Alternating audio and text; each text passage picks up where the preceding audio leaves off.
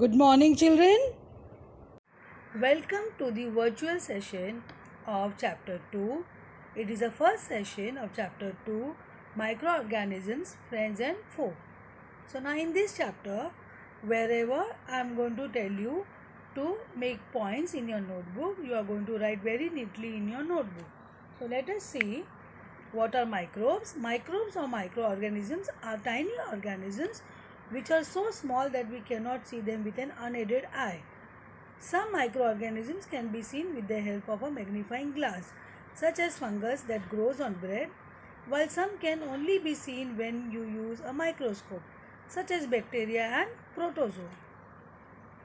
So you are going to make note of what are microbes in your notebook. Please write down this in your fair notebook. Microbes are very small organisms which cannot be seen with the unaided eye. They can be seen only with magnifying glass or microscope. Microorganism may be unicellular or multicellular. Unicellular means one cell, single cell. Multicellular means more than one cell. So microorganism may exist alone or in colonies. So it can exist alone, it can have an individual existence, or it can live in colonies. Microorganisms are found in all kinds of environment like ice cold climate, hot springs, deserts, marshy lands, etc. They are also found inside the bodies of other organisms. So you have to make note of all these points in your notebook.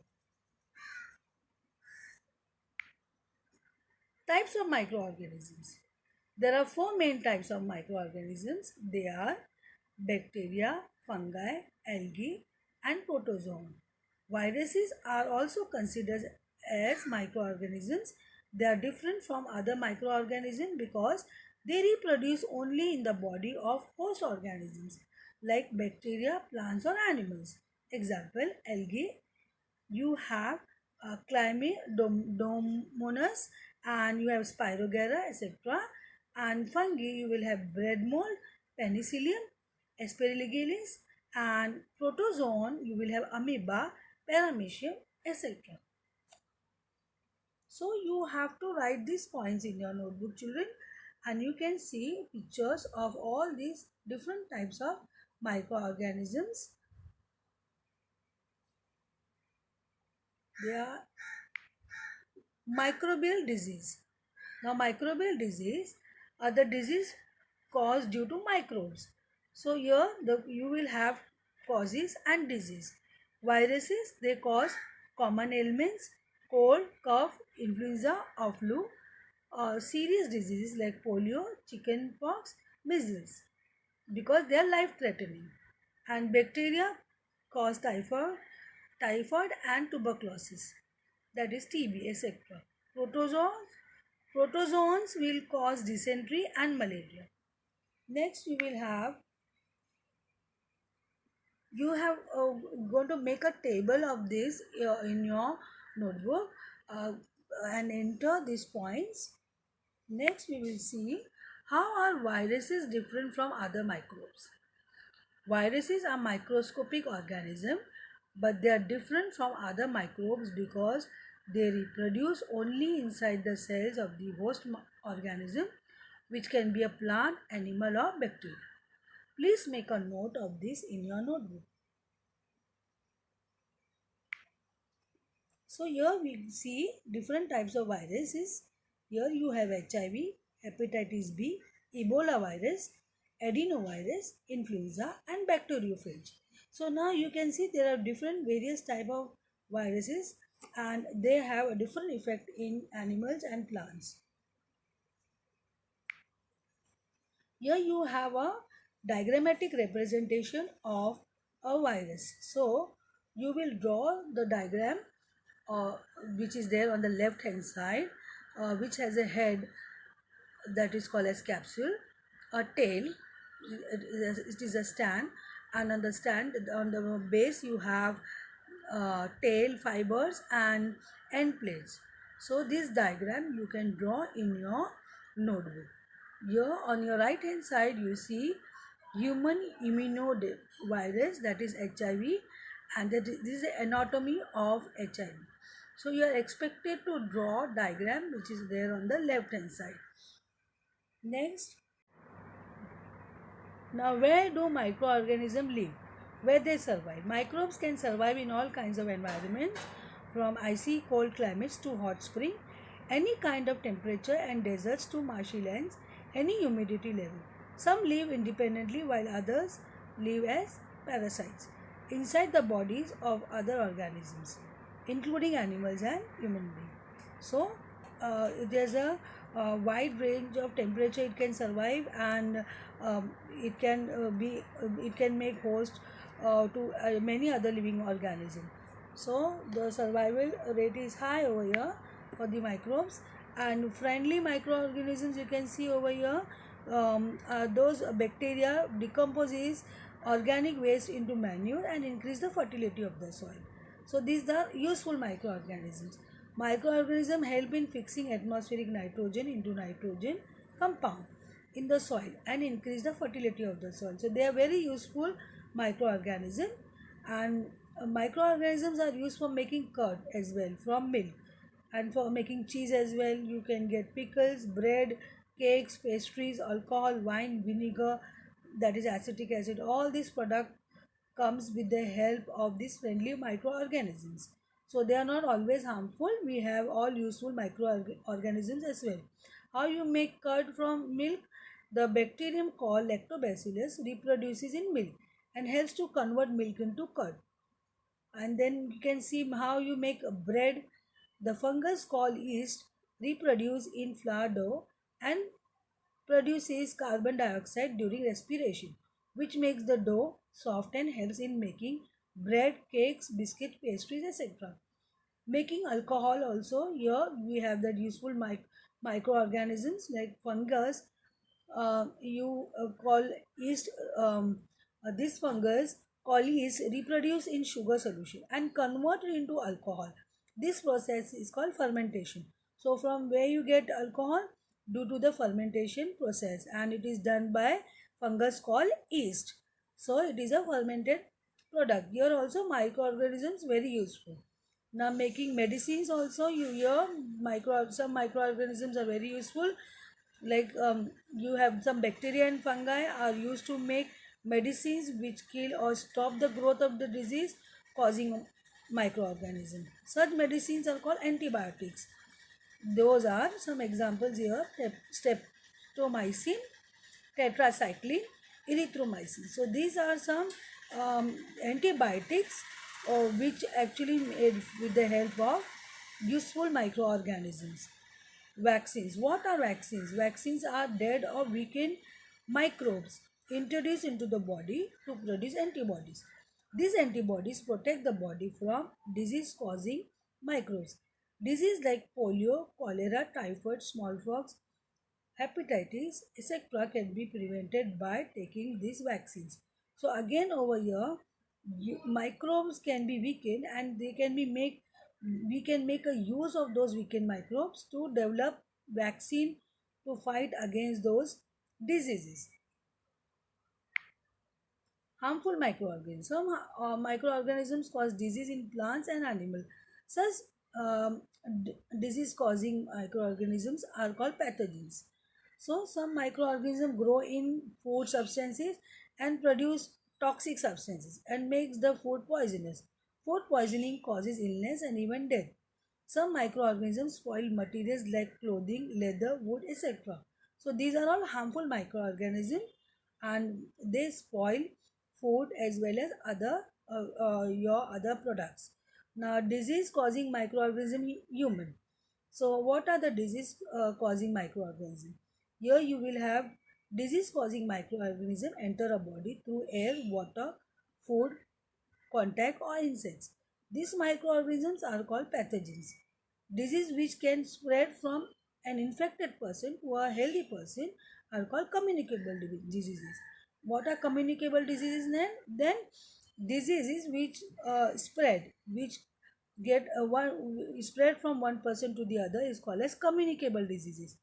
Example: cholera, common cold, chickenpox, tuberculosis, They are all communicable diseases because they are contagious. It can spread from one person to the other. Next example, we have housefly, female Anopheles mosquito that cause malaria, and female Aedes mosquito cause dengue fever. So next we will go for useful microorganism. How are bacteria useful to us? Now these points you are going to write in your notebook. Bacteria helpful because they decompose organic waste such as vegetable peels, animal remains and feces, etc. It is useful in the preparation of medicines. It increases soil fertility by fixing nitrogen. It is used in the setting of curd and making cheese, pickles, and other food items. So these are all very useful microorganisms to us. How is curd formed? Make a note in your notebook. A bacterium called Lactobacillus multiplies in milk and convert into curd. So this is how curd is formed. You're going to make a note in your notebook. How is yeast useful to us? Yeast is used in the baking industry to make bread, pastries, and cakes. Because it helps in fermentation, it reproduces rapidly and produces carbon dioxide during respiration.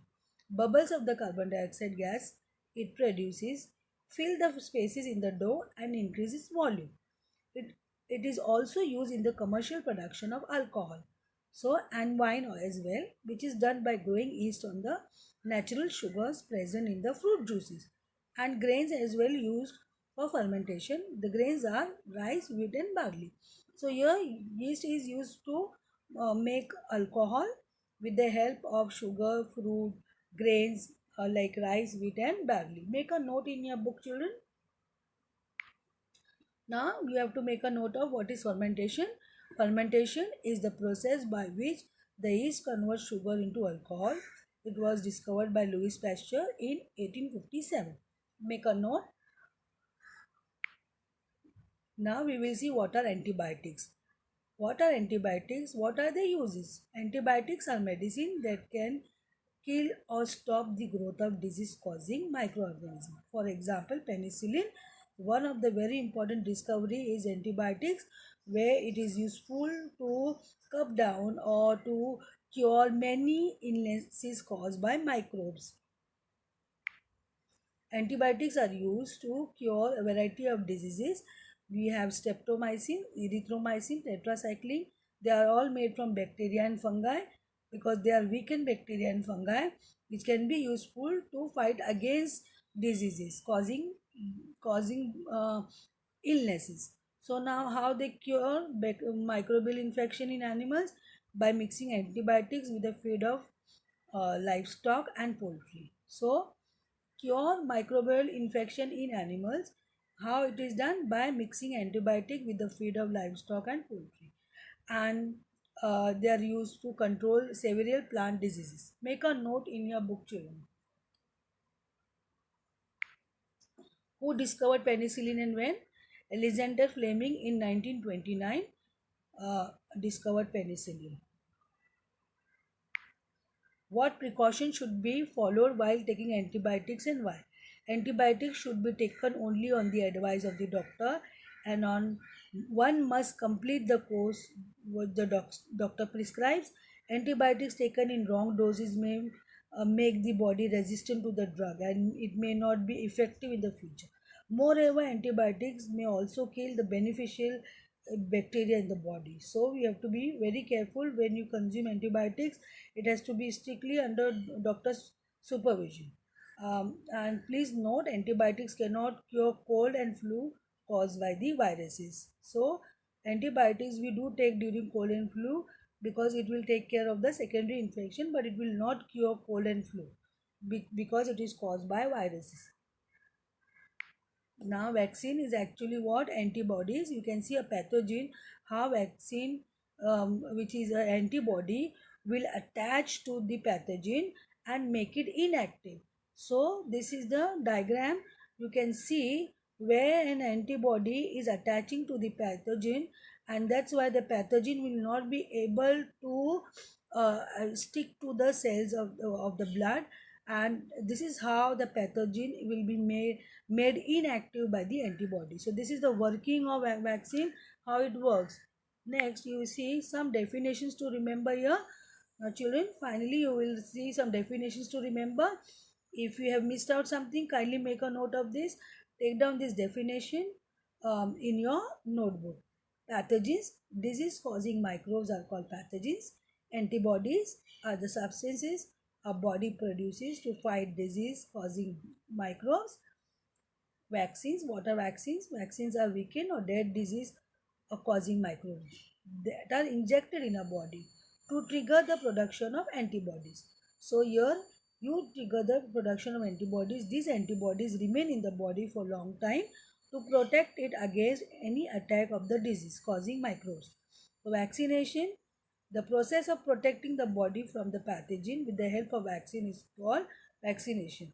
So over here in the diagram you can see again, you can see the antibody here because it is produced by a pathogen, dead pathogen, which will trigger the process of producing antibody to fight against those microbes. So those weakened pathogen which will not be very strong in your body to attack, and that antibody will be produced because your blood has a fighting ability. So that ability will develop antibodies in your blood, and that antibodies will render the pathogen which is going to cause illness in your body. So finally children, you are going to see this definition, and you have to remember and to make note in your notebook. So with this we end for the session. Thank you children, have a nice day.